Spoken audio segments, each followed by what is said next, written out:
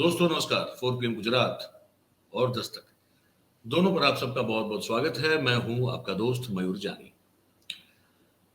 अब चल रहा है मुद्दा, अब तो हमारी जो पहलवान बेटी है उन्हीं का मुद्दा चल रहा है और आप सब जानते हैं कि वो गंगा किनारे पहुंची भी सही।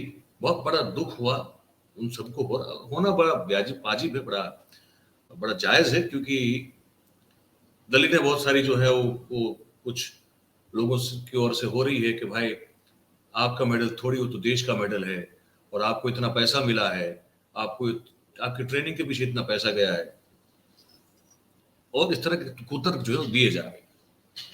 हमको उन सब लोगों से ये पूछना है, अगर तर्क से जवाब दे दे तो, कि कौन सा ऐसा देश है जहां पे अपने खिलाड़ियों को ओलंपिक के लिए या किसी और भी कंपटीशन के लिए तैयार करने के लिए पैसे खर्च नहीं किए जाते हैं। ऐसा कोई एक देश बता दे जहां नहीं किए जाते। तो अगर हमने भी किया तो क्या खिलाड़ियों पे उपकार किया है? क्या नहीं किया ना। हर कोई देश करता है और आपको तो पता भी नहीं। अगर आप ये जो कुतर्की जो लोग हैं, आप जरा जाके जो है पता कीजिए। जो लोग ओलंपिक में, जैसे चाइना है ना, अमेरिका है, रशिया है, ये सब देश जो हैं, जापान, दक्षिण कोरिया, ये सब देश जो बहुत बड़ी संख्या में मेडल्स लाते हैं, गोल्ड, सिल्वर और ब्रॉन्ज, ये लोग जो है अपने खिलाड़ियों के पीछे क्या क्या नहीं करते हैं उनको तैयार करने के लिए, ताकि वो मेडल ला सके। अगर उनकी कंपैरिजन में, अगर आप जैसे आप लोग जो हैं कंपैरिजन के बहुत आदी है ना, तो फिर आप वो कंपैरिजन भी करके देख लीजिए कि उसकी कंपैरिजन में हम यहाँ पे, चाहे कोई भी क्षेत्र हो, कितना इंफ्रास्ट्रक्चर से लेके कितना पैसा जो है वो हम इनके पीछे खर्च करते हैं, तो आपको फिर उस चीज का पता सही अर्थ में लग जाएगा। दूसरी बात कि अगर वो महिला बहन बेटियां जो पहलवान है, उन्होंने उन्होंने जब मेडल जीता है तब आपने उनको नौकरी दी सरकारी, वरना आप देते क्या? नहीं देते। उन्होंने मेडल जीता इसलिए आपने जो है उनको जो है धनराशि दी। अगर नहीं जीत के आई होती तो आप क्या उनको धनराशि देते? ये साक्षी मलिक हो या मिया हो या विनेश फोगाट हो, अगर नहीं जीत के आई होती तो देते क्या? और आपने जो धनराशि दी, आपने जो नौकरी दी, वो आपने अपने आप की वाहवाही करवाने के लिए दी है। ये भी आप समझ लें। आपने उसका इतना प्रचार किया है, उस प्रचार से जो है आपने जो पैसा दिया है उससे तो बहुत ज्यादा, मतलब जो है उसको अर्न कर लिया है। तो आप ये कुतर्क मत दें कि ये नहीं करना चाहिए था, वो नहीं करना चाहिए था, और गंगा में नहीं बहाना चाहिए था। गंगा में नहीं बहाना चाहिए था, इससे हम बिल्कुल सहमत हैं, क्योंकि बहुत कठिन मेहनत परिश्रम से ये जो है ये स्पर्धाएं जीती जाती है। ये ऐसे ही नहीं जीती जाती। तो कह रहे हैं 15-15 रुपए मेडल मिलते थे, वो जो सामंतवादी मानसिकता के जो प्रमुख उदाहरण स्वरूप जो है व्यक्ति ब्रजभूषण सिंह साहब, तो ऐसे नहीं जीता जाता मेडल। बहुत बहुत मुश्किल होती है, बहुत परिश्रम करना पड़ता है, तब जाके आपको एक स्पर्धा में मेडल जीतते हैं, वो भी गोल्ड वाला। ये कोई भी जीते, लेकिन वो उसके लिए बहुत मेहनत पड़ती है। गोल्ड जीते, सिल्वर जीते या ब्रॉन्ज जीते, लेकिन उसके लिए बहुत मेहनत पड़ती है। तो ये जो कहा उन्होंने, ये दर्शाता है कि बहुत बड़ा सामंतवादी, सामंतशाही जो है उनका दिमाग में अभी भी भरी हुई है, और उन्हीं की नहीं, उनकी पार्टी की भी विचारधारा शायद यही लग रही है। तो एक तो ये बात हमको बिल्कुल बतानी थी आपको कि ये मेडल नहीं बहाए, ये अच्छा हुआ। अगर किसान संघ से हमें डॉक्टर सुनीलम के साथ हम थे अभी लाइव पे शाम को, तो उन्होंने कहा कि वो भी किसान नेता है, तो उन्होंने कहा कि सभी किसान समितियों ने मिलकर ये निर्णय लिया था कि कैसे भी करके ये जो पहलवान हैं उनके मेडलों को गंगा में बहाने से रोक दिया जाएगा, क्योंकि ये ऐसे नहीं जीते जाते हैं। बहुत परिश्रम, मेहनत और तपश्चर्या का फल होता है इस तरह का मेडल। तो उन्होंने फिर जो है कैसे भी करके समझा के उनसे ले लिए, वो काम अच्छा किया है। तो उसी पर जो है बॉक्सर हैं हमारे विजेंद्र सिंह साहब, आप जानते हैं कि उन्होंने जो है वो बॉक्सिंग में भी उन्होंने देश को मेडल दिलाया हुआ है, और अभी विचारधारा के रूप से वो कांग्रेस से जुड़े हुए हैं। और कांग्रेसी का एक ट्विटर अकाउंट पे जो है उनका ये वीडियो था, तो हमको लग रहा है कि शायद ये जो प्रश्नकर्ता जो है वो भी कोई कांग्रेस से ही होंगे। हमको उससे कोई मतलब नहीं है, लेकिन जो बातचीत हुई और विजेंद्र सिंह ने जो कहा है वो आप सुनिए, कि उन्होंने यहाँ तक कह दिया कि जरूरत पड़ेगी तो वो खुद भी जो है अपना मेडल लौटा सकते हैं, और पूरी बातचीत है, इसको सुन लीजिए। like when you first heard about Sakshi Malik and all the wrestlers when they decided कि वो गंगा में अपने मेडल्स बहाने जा रहे हैं, एज एन एथलीट आपने क्या सोचा? आपके दिमाग में पहला ख्याल क्या आया?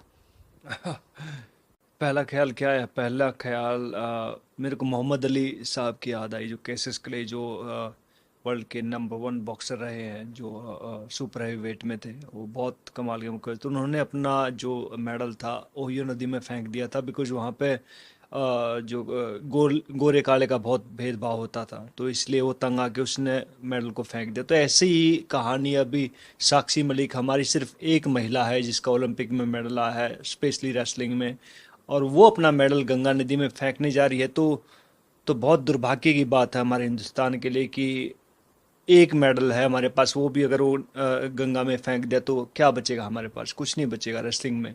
तो जो भी लड़कियां उसको देख के इंस्पायर हो रही थी, लड़के इंस्पायर हो रहे थे उसको देख के, तो उनके साथ क्या बीतेगी।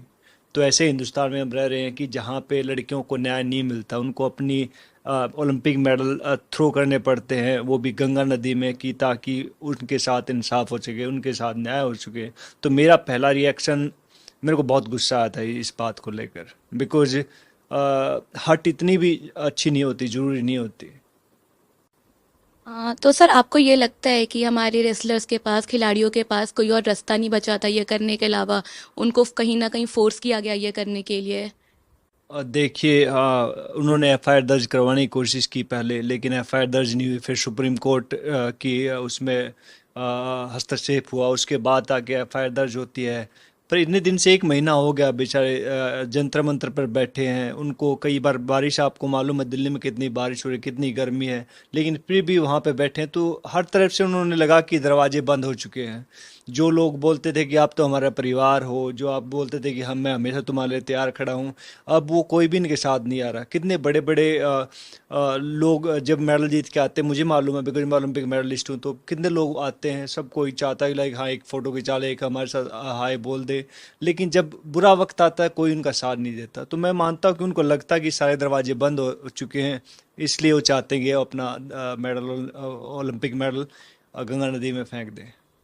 सर तो आप एक खुद खिलाड़ी रहे हैं जिन्होंने सारे मेडल्स जीते हैं, आप इंटरनेशनल मेडल्स भी लेकर आए हैं, you have brought this country to glory.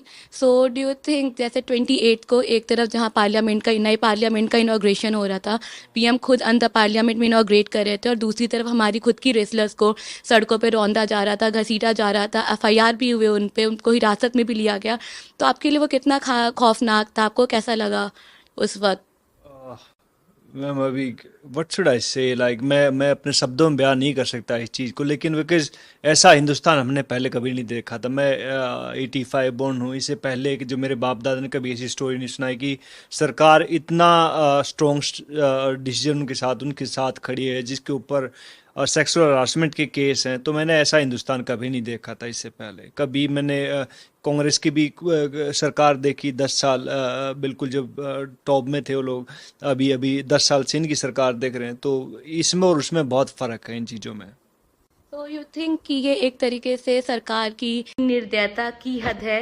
Like this is the epitome of governments apathy, and इसका क्या रिजोल्यूशन हो सकता है, इसका क्या समाधान हो आई सकता है आपके थिंक अकॉर्डिंग? आई थिंक जो मैं मानता हूँ ये इनको बुलाना चाहिए, प्रधानमंत्री जो जी द्वारा, पीएमओ द्वारा, इनको इनका जो भी सॉल्यूशन हो चुके वो इनकी सुननी चाहिए, एटलीस्ट बताना चाहिए। ये नहीं कि पर्दे के पीछे सब सारी चीज़ें हों, उनके सामने बैठाओ, सबके सामने मीडिया हो, सबके सब लोग साथ में आपके बैठे हैं, तब देखेंगे भैया क्या सही है, वो एलिगेशन क्या ला रहे हैं, वो सरकार क्या बोल रही है, तो सबके सामने हो। ये नहीं कि पर्दे के पीछे तो बहुत सारी चीज़ें हो चुकी, कभी कई बार कमेटी बनाई, कई बार कुछ और बहुत सारी चीज़ें की, लेकिन रास्ता क्या हुआ? वो बेचारे अभी वो हरिद्वार पहुंच गए हैं, अभी 5 दिन का उनको अभी वो मिला है, शायद रिलीफ मिला कि 5 दिन के बाद दोबारा हम फिर करेंगे। तो मैं मानता हूँ कि हिंदुस्तान के लोगों का कहते हैं कि जात पात में, हिंदू मुस्लिम में बहुत टाइम वेस्ट हो रहा है, और वो नहीं, मैं नहीं मानता कि उनमें अभी खून बाकी है।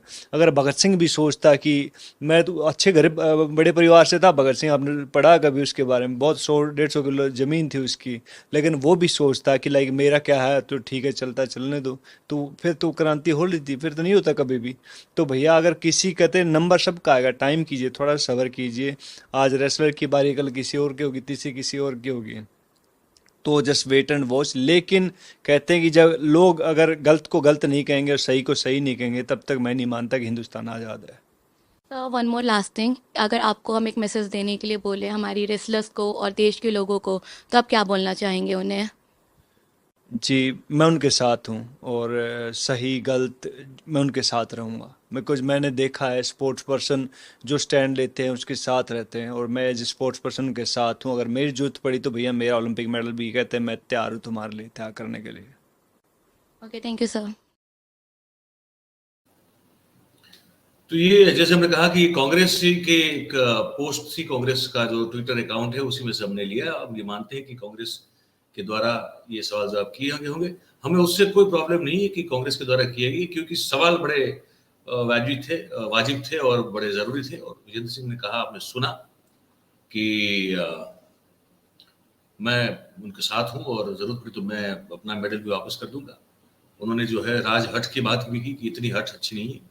उन्होंने कहा कि ऐसी कोई सरकार इससे पहले आई हो जो इस तरह से बर्ताव करती हो, ये भी उन्होंने देखा नहीं। ये सब उनके विचार थे जो इस माध्यम से हमने आप तक पहुंचाए।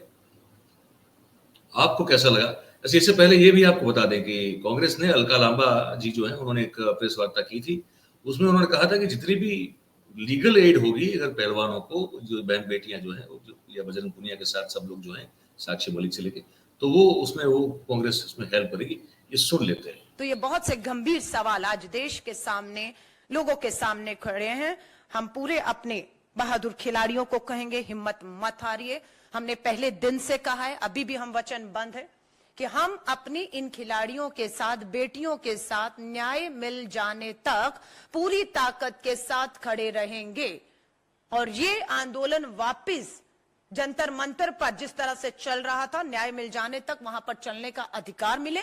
जो एफआईआर इन पे दर्ज की गई हैं, उस एफआईआर के लिए, इनके लड़ाई को लड़ने के लिए कांग्रेस अपना पूरा कानूनी तौर पर जितने से जितने भी बड़ा वकील है, इनसे लड़ने के लिए जो कानूनी एफआईआर करके इन्हें पुलिस अभी ब्रजभूषण को तो नहीं बुला पाई, पर इन्हें कभी भी बुलाएगी, रोज बुलाएगी। और क्या होगा यह आपके सामने है। हम धन्यवाद करते हैं हमारे बहादुर खिलाड़ी, देश का नाम अभी दोबारा से उन्होंने रोशन किया है, नीरज चोपड़ा जी। उन्होंने भी ट्वीट किया। प्रधानमंत्री जी ने जरूर देखा होगा कि नीरज चोपड़ा भी कल की तस्वीरों को देखकर शर्मसार हुए हैं, और उन्होंने खुद कहा है, मैं दुख व्यक्त करता हूं कि इस तरह की तस्वीरें एक खिलाड़ी को देखनी पड़ रही हैं। नीरज चोपड़ा का जिक्र किया हमने, कहीं पढ़ा आज कि अनिल कुंबले जो हमारे बहुत बड़े क्रिकेटर और बहुत ही सज्जन व्यक्ति, हमने कहीं सुना या पढ़ा है कि आज उनका भी एक ट्वीट था जो दृश्य सबको विचलित कर गया, तो वो अनिल कुंबले को भी विचलित कर गया। मुझे लगता है कुछ और जो स्पोर्ट्स पर्सन है उन्होंने भी इस पर आज कुछ अपनी बात जो है सोशल मीडिया के द्वारा रखी हुई है। अब आप इस बारे में क्या सोचते हैं, ये हमको कमेंट करके जरूर बताइए। और हमारे कार्यक्रम को लाइक करें भाई, शेयर करें हो सके उतना, सब्सक्राइब किया नहीं हो तो कर दीजिएगा, और अगर कर दिया है तो औरों को भी करने के लिए प्रोत्साहित कीजिए। बस यही आपसे गुजारिश है। और आप सब हमारे साथ जुड़े, आप सबका बहुत बहुत धन्यवाद। Thank you very much. नमस्कार।